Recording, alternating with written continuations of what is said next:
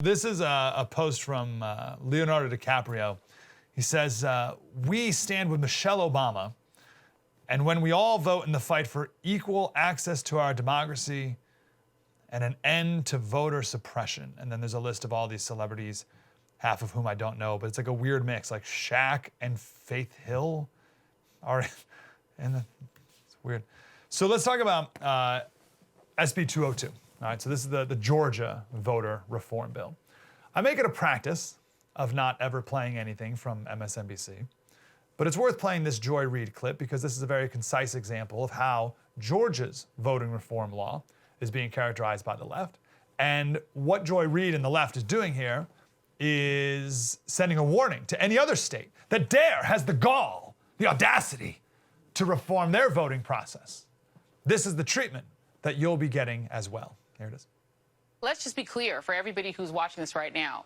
What Republicans are saying is they're going to make it torture for you to vote in line by having fewer machines, beat up machines, places where, in urban centers, places where black folks live, suburbs where black people live, make it impossible or torture for you to vote in line.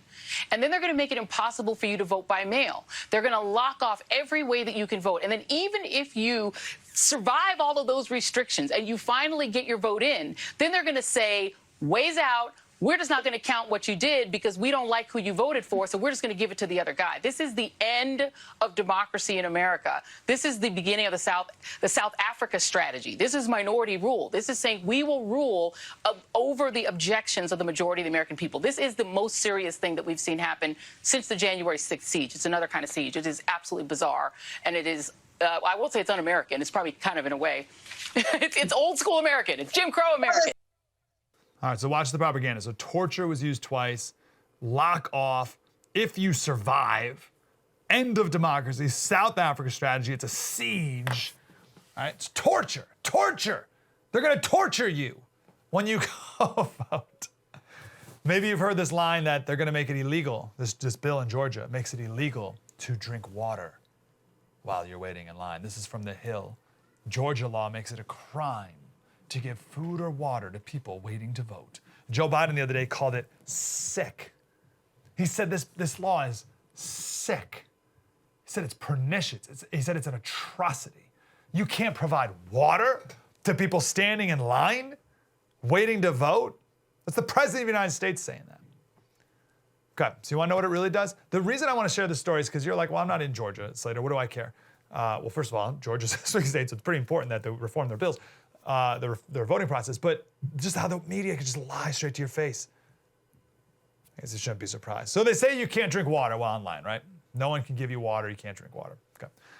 Here's what the bill actually says. SB 202. It says, no person shall solicit votes or distribute or display any campaign material, nor shall any person give, offer to give, or participate in the giving of any money or gifts, including but not limited to food and drink to a voter.